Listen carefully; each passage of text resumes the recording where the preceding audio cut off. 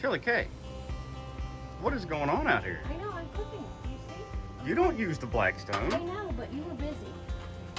So I made bacon and this omelet thing with peppers and eggs and just a bunch of stuff here. Look at you go. Because in real life, you had to edit instead of cook for me, so I know, life's hard. that's what we did. That looks delicious. You're just hungry, but that's okay. I'll take it. Well, we got some hot sauce to put on there. And avocado over there, ready to go. All right.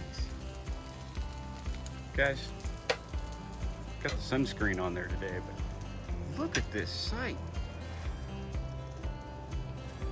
Beautiful skies. You got the Smoky Mountains in the background. I am Toni Towe with our RV Sunset, and I am here with Shelly from Camping with the Confers. So, this one's really simple. It's more of a shot. It's less of a, you can make it a drink if you use more of the birch beer, but I kind of like to make it as a shot because it's kind of strong, it's kind of sweet. I call it the headache giver because there's so much, it's really sugary. So you had a couple of these, the next day you wake up with a headache. So don't have too many. Don't have too many.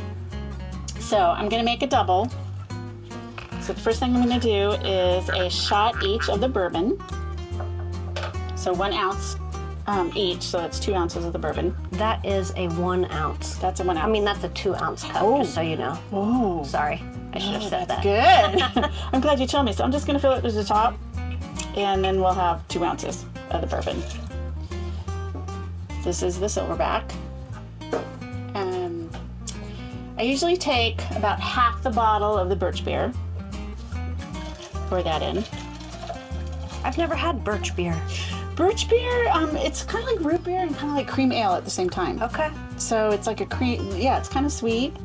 But there's no alcohol in that. There's It's no not hard. alcohol. Okay. This is just like, this is the mixer. Okay. And then I do, since this is a 2 ounce, I do 1 ounce of the butterscotch. So I'm gonna do about half of that. Where do you get that butterscotch? Just any liquor So store? yeah, I found it at Hannaford's up in Maine, which is my new favorite grocery store. Okay. It's just a butterscotch liqueur. You could do probably butterscotch schnapps. Okay. They didn't have that, but they had that, so that's what I bought. The original recipe called for half and half, like a cream. Just like, you know, like if you were doing a White Russian or something. Mm-hmm. But we found this, and I thought, oh, I can just make this cocktail a little bit stronger. Mussels. Yay! These bottles are awesome. They have a glass stopper. And then I do 1 ounce of the cream. So this is almost, like I said, if you didn't want it to be so strong, you could just use half and half. Okay. But this is a cream, a vanilla cream liqueur. Okay. Huh. So you put that in there. And then you shake it up. I was going to Walmart trying to find, Uh-oh. Oh, the birch beer, I bet. Mm-hmm. So, Causing a little. and then Shelly and Mike provided, aren't these cute? These are just the cutest. So this is the Harry Potter butter beer. So if you've read the books or saw the movies, they would always go out, and when they were celebrating or something, they would have butter beer. And I always wanted to drink the butter beer, so. I'm a Harry Potter fan. Read all the books, seen all the movies. I have not been to Universal Studios to their Harry Potter thing yet, but I will. Cheers, Toni. Thank you. So cute little beer. So cute.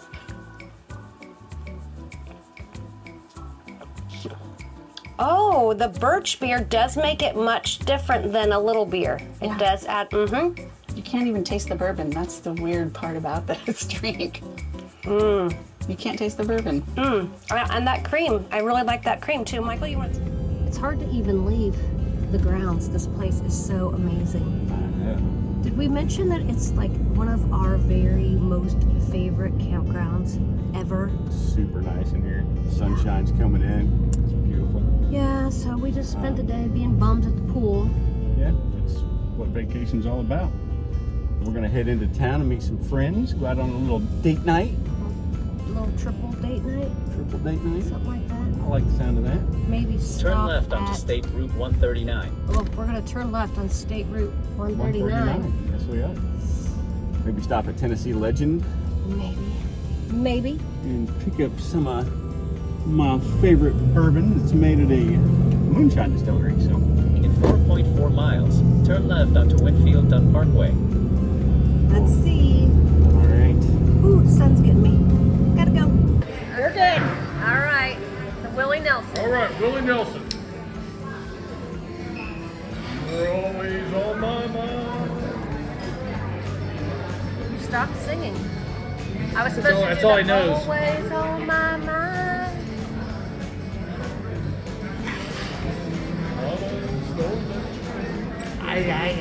Don't start that again. We're gonna put that on the list. All right, there's one.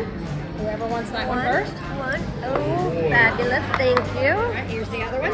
Yep. Cheers.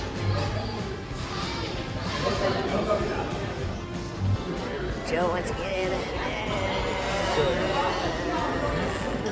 How many pumps does this one do you think? 164-ish or whatever it was we counted.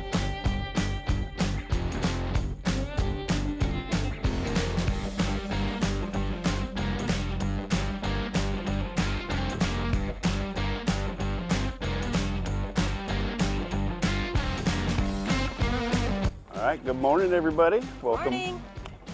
Sorry, I didn't mean to cut you off there. It happens. So we're getting ready to take off from this beautiful place today. We're still here at Anchor Down RV Resort in Dandridge, Tennessee. Yep, we are gonna do something fun today. I'm excited about. We are going to go to the Smoky Mountains, which is about an hour drive from where we're at to get to the Cades Cove Loop. Right. And if you don't know about the Cades Cove Loop, it's an 11-mile driving tour, but there are several stop-offs at historical sites, fantastic hikes with beautiful falls. But what's special about today is from May to September, on Wednesdays, they shut the loop down to Bicycles only. Oh yeah, they shut it down The cars. to cars, and you can only go the loop by bicycle. Right. So We've got the bicycles loaded up in the truck right over there. And we have to say goodbye to this view for a couple hours. This is the view right from our campsite. So we're going to hop in the truck and take off, and we'll show you guys what the Cades Cove Loop looks like via bicycle. yes, and I'm just hoping that I make it, because there are some, it said steep inclines and stuff, but I do have my e-bike. She's a cheater. That's okay. All right, let's do it. All right, let's go.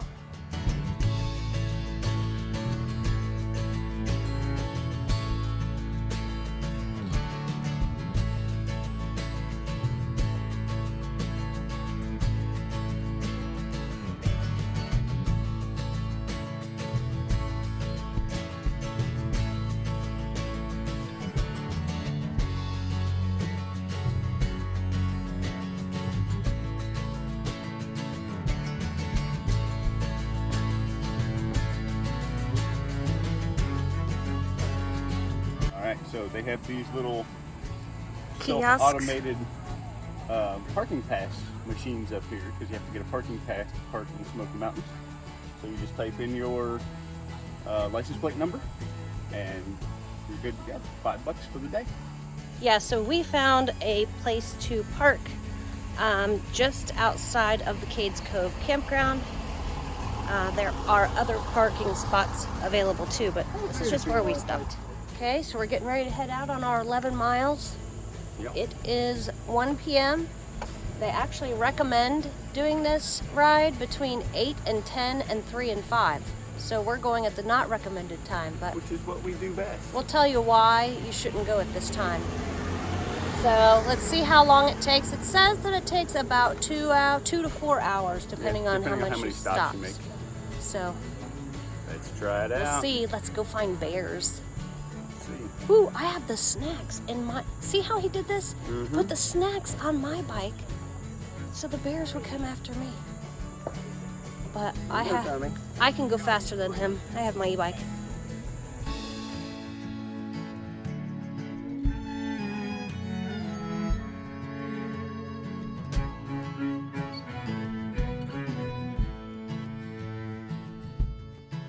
like a tenth of a mile in, I have to stop and get a picture of these guys. Photo op. Got a couple wild turkeys out there. I'm kind of far away. Wild turkey? Wild turkey, you said? I know most people are thinking of Thanksgiving. You're thinking of bourbon. All right, so we found a little trail.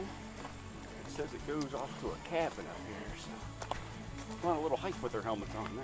I know, I was just thinking, why didn't we take our helmets off, duh? Well, at least if we fall, our noggins will be protected. It's a pretty cute little trail. Well manicured, nice and wide. Pretty day too. It was hot at the campground. It's nice. 172 down here. This is the cabin of John Oliver. He was one of the earliest settlers in the area in 1818, I think it said. Oh, and this is one of the oldest structures in the Smoky Mountains. Did I say that? I didn't say that right. Which makes sense. If he was one of the earliest settlers, this would be one of the oldest, but still standing. That's amazing.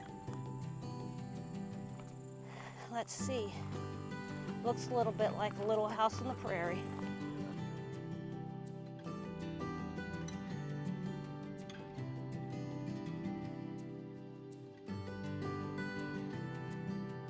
I'll have to check out some headstone dates.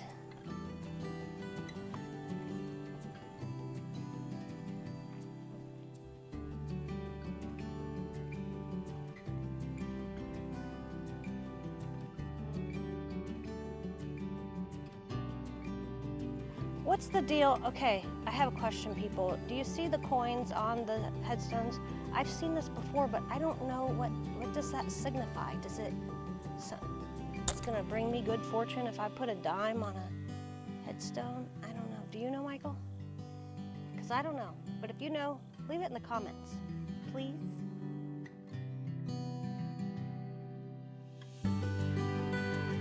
So tell me about this building. This is the blacksmith shop. It was actually built in recent years though. So we're in the whole grist mill walking tour area. So there are several buildings. The mill is the original building, so we'll get to that in a minute. And then some of the other old buildings around here were moved to this location from other places in the area, but they are the original structures.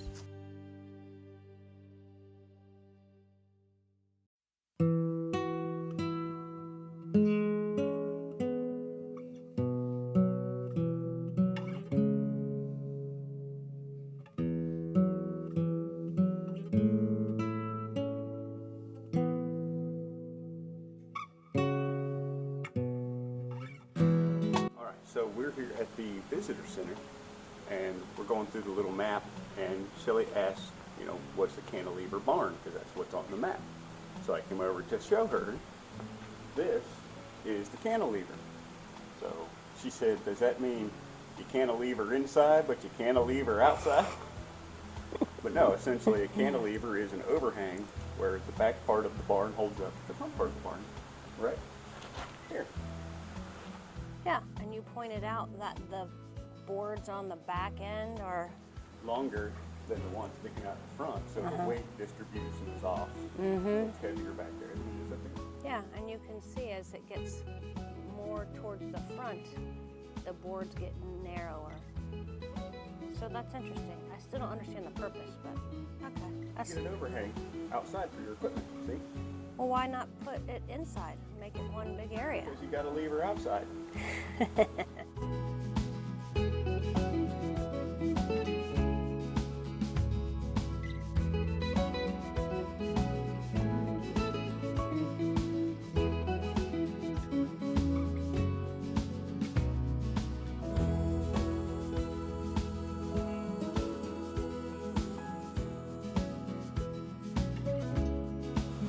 All right, so we just showed you guys the waterway coming down through here, and then the waterway is coming out right here. It's letting all the water dump out, right? So essentially, this old handle right here, which does not work anymore, you would lift this up, which would keep the water flowing on down to your paddle wheel down there to the point where it wouldn't overflow here and give you more water pressure down at the wheel. And then when you want to turn the wheel off, you push this old girl down, and then the water would just spit out the hole and back into the tree and take off down. The more you know. And ta-da! Here's the mill. So this mill was built in 1870. So no wonder why it's not spinning. Check it out, y'all. A double cantilever. Oh, I thought those were just for barns. Oh, is this a barn too? Oh, well there is a corn crib listed on here. I'm gonna say that's probably it. Just to give you the facts. And I'm gonna say that's the corn crib. If that's what a corn crib looks like, I don't know. Then what's that? That's a barn? What's that you were saying about the corn crib? I was right. You're right, that is the corn crib. It is. Like twice a day. It's the doghouse is what it is for when husbands get lippy.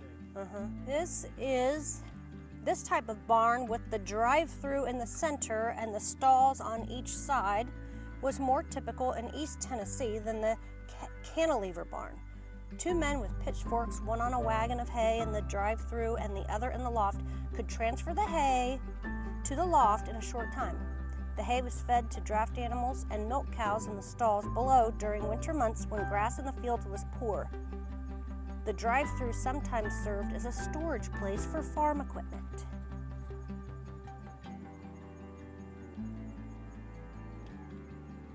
I wonder when those shingles were replaced. Do they really last a very long time?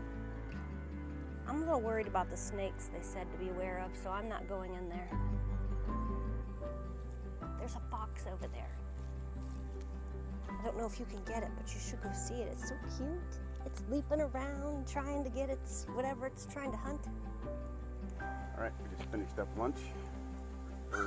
What do we got, 5 miles left? We've got about 5 miles left. Yep, So like halfway.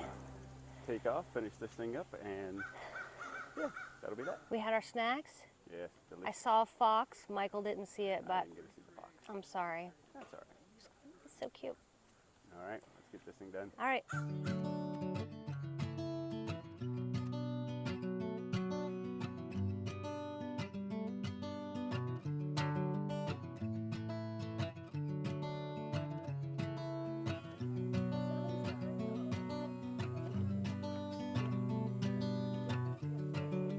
Too bad you couldn't do the video through the binoculars. Did you point to it? He's right there. There you go. We missed the fox, but we got to show you the bear.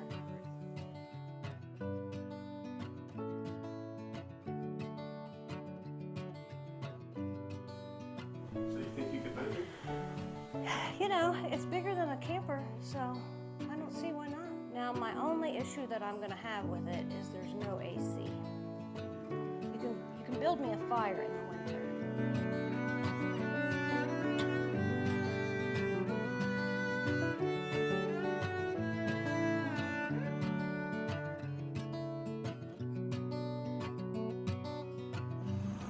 All right, so we're coming in on the home stretch here, I think. We have to keep taking these little side roads that says road to loop road, road to loop road.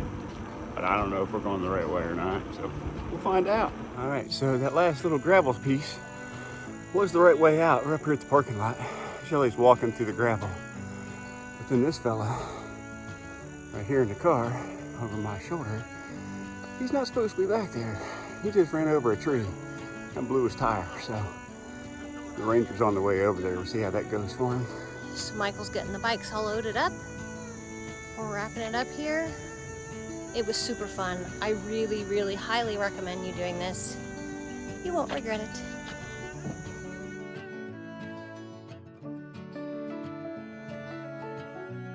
So guys, there's a Buc-ee's just 6 miles from Anchor Down. So we have not had a chance to go to one before, so we pulled in here. It is crazy. I gotta show you this. It's nuts. All right. don't know how many pumps they have, but I'm gonna let you know. It is insane. Wait till I show you the parking lot.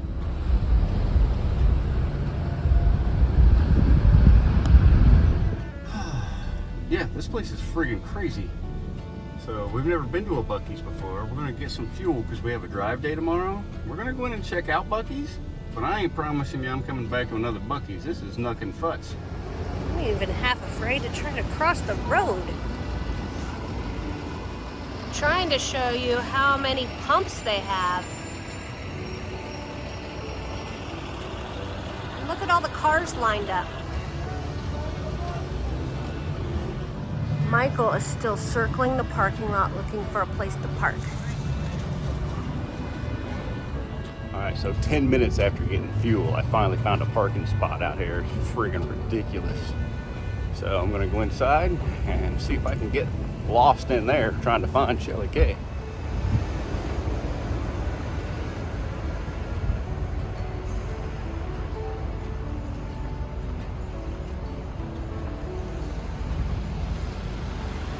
There you are. Yeah, I had to park on the other end of the store, which is like a quarter mile long, I think. It's crazy. Let's go see what it's about.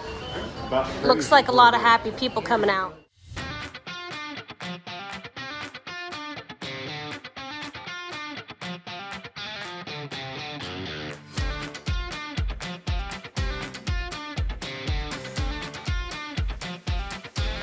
We're gonna need a card.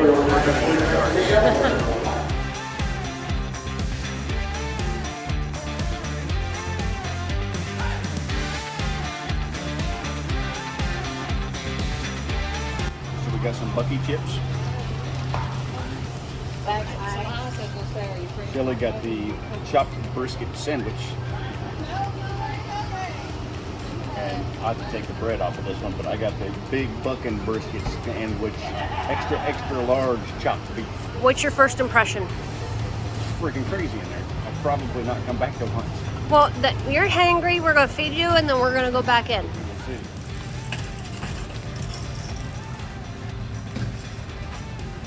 You wanted the extra. I feel like I should have got a napkin.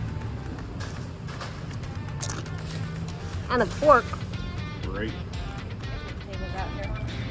All right, so you got the regular size sandwich. Not the regular. Pretty good.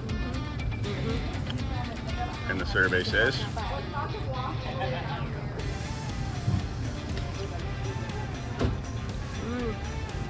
It's really good. So are the Buc-ee chips. So the big sandwich was $12.99. The little sandwich was like $8.99, and the Buc-ee chips were like $2.50. So pretty expensive. All right, so the brisket sandwich, good. The Buc-ee chips, I thought were good. You thought they needed more salt. They did need salt. Some salt. The little praline cookie, meh. I mean, it wasn't bad, but. Let's go inside and go shopping. Yay! My favorite. I know.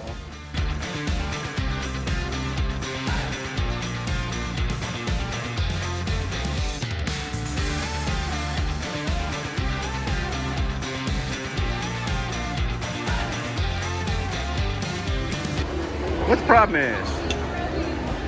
The problem is, I found this pickle salt. And they have it, it's for cocktails. And I love everything pickled, but what do I do with it? Do I put it inside a drink? Do I rim a glass? I don't know. Then they have lime, too. Oh, we know how you like your They lime. call it beer salt, but it's still like you can rim your glasses and stuff with it. Or just put it in a margarita. But do I want my cocktails to taste like dill pickles? I don't know. All right, so we're leaving Buc-ee's. That place is crazy. We just talked to the lady at the checkout, and she's like, oh yeah, it's not bad today. It's actually pretty slow. She But said, it wasn't like crazy, like with bad, rude people. no, just a lot of people. Just busy, yeah. She said 2-3 o'clock in the morning's not a bad time to come. Sunday is their absolute busiest day. Monday, Tuesday, Wednesday, she says aren't bad, but Thursday through the weekend, she said you can't even see the floor in that place. So We'll have to show you guys what we got too. right. All right, so Shelly K's digging everything out. She's gonna show you what all we got. But I'll tell you, the total was $82.45. So if you're looking to save money on stuff, Buc-ee's is not the place to go, except for coffee filters. But the fuel prices weren't bad. So let's flip you over here so Shelly K can show you her haul. Okay, first off, I got this nice little travel cooler, insulated. It's just gonna go real nicely in the car for travel days, or like it'll fit on my bike too. And I got this adorable Buc-ee's t-shirt with a camper on the back. Michael got a mug, a travel mug. Of course, we had to get snacks. Got some seasoning, mints, salty, sugary margarita salt, and some pickle salt. I don't know what I'm gonna do with this yet, but something. I'll tell you about it. Pretty good haul.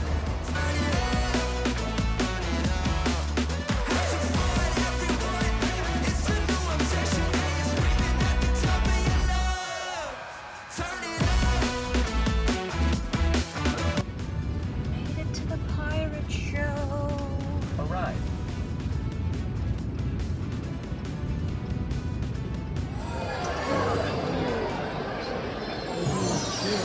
Okay, let's see if I get him.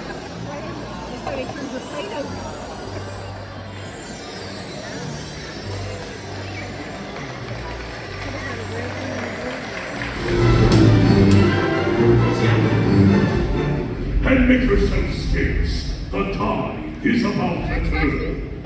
Quarter.